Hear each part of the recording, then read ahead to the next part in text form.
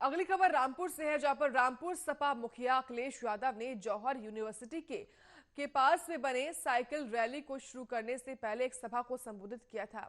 वे Samajwadi party के कार्यकर्ताओं और नेताओं पर दर्ज किए जा रहे मुकदमों और जौहर यूनिवर्सिटी के विरोध में की जा रही कार्रवाई के लिए सरकार पर हमला बोला और कहा कि अब सरकार के दिन ज्यादा नहीं बचे हैं, केवल 300 दिन है, जिसमें से 2 महीने पंचायत चुनाव और 1 महीने बरसात का निकाल दे। तो वहीं अब सरकार ज्यादा दिन की मेहमान नहीं है। उन्होंने कहा कि अगली सरकार समाजवादी की ही होगी और 2022 के चुनाव के प्रचार को आज साइकिल रैली के साथ ही शुरू कर रहे हैं। वहीं साइकिल रैली में केवल समाजवादी पार्टी के विधायक ही साइकिल चला रहे हैं।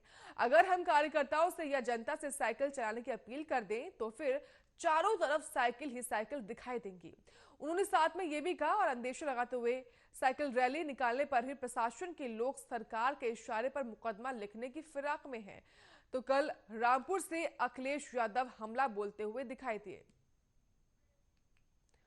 तमाम जानकारी के साथ संवाददाता सुरेश हैं। सुरेश, तस्वीरें हम देख रहे हैं जहां पर कल रामपुर में अखिलेश यादव ने हुंकार भरी और योगी सरकार पर जमकर हमला बोलते हुए दिखाई दिए। क्या कुछ कहा गया?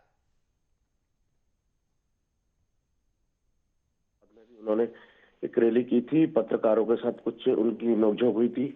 उसके देखते ही रामपुर में रैली का एक आगाज किया गया है और उसमें स्लोगन दिया गया था कि यूनिवर्सिटी के सम्मान में और साइकिल रैली मैदान में, जिसको देखते हुए यहाँ प्रशासन ने पूरी तरीके से सुरक्षा इंतजाम किए थे, क्योंकि लगातार ये शिकायतें उन्हें मिल रही थी कि मुरादाबाद में कोई सुरक्षा का इंतजाम नहीं किए गए थे और इसलिए अखिलेश यादव ने कहा कि हम पर हमला करने की कोशिश की गई। तो कहीं ना कहीं सुरक्षा व्यवस्था देखते हुए यहाँ प्रशासन पहले से ही अलर्ट हो गया था कि इस तरीके की कोई भी शिकायत ना मिले।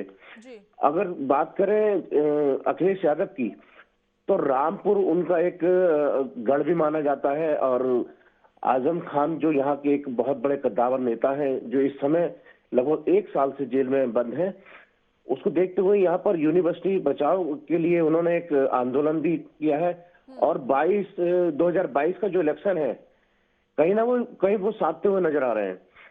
अगर बात करें हम समाजवादी सरकार की, जिस समय उन्होंने यूनिवर्सिटी बनवाई थी यहाँ पर आजम खान ने, तो उस लगातार कार्रवाइयां चल रही हैं और आजम खान के ऊपर भी कार्रवाइयां चल रही हैं, उनके परिवार के ऊपर भी कहीं ना कहीं दबाव बन रहा है। तो इसको देखते हुए उन्होंने यहाँ से एक साइकिल रैली का आगाज किया है और कहीं ना कहीं जो विपक्ष सरकार है इस समय, उस पर भी हमला बोला और ये कहा है कि ये ज्यादा दिन नहीं चलेगी। अगर हमारी सरकार बनेगी तो फिर हम दिखाएंगे कि विकास कैसा होता है। जी, लेकिन सुरेश, इस साइकिल रैली से संदेश क्या कुछ दिया गया अखिलेश यादव द्वारा? जी बता दूं, जिस तरीके से आज साइकिल रैली इन्होंने निकाली थी और एक संदेश ये दे रहे हैं कि हम 2022 के इलेक्शन के लिए पूरी तैयारी है। सरकार ने जो भी किया है, जिस तरीके के हम लोगों पर हमले करवाए या जिस तरीके के मुकदमे कराए जा रहे हैं समाजवादियों पर, कहीं ना कहीं द्वेष भावना से भी किए जा रहे हैं और कहीं ना कहीं समाजवादियों को दबाया भी जा रहा है। जिस तरीके से विकास जो हमारा किया गया था उसका कहीं ना कहीं रोक दिया गया है। जो पेंशनें आ रही थी या ग्रांटें मिली थी वो सब बंद कर दी गई हैं, क्योंकि ये द्वेष भावना का ही एक तरीके से बताया जा रहा है। और आने वाले टाइम में हम जो विकास करेंगे, हम सरकार को बताएंगे कि किस तरीके से किया जा रहा है, कि ये द्वेष भावना से नहीं होना चाहिए, तो सरकार को निष्पक्ष काम करना चाहिए था।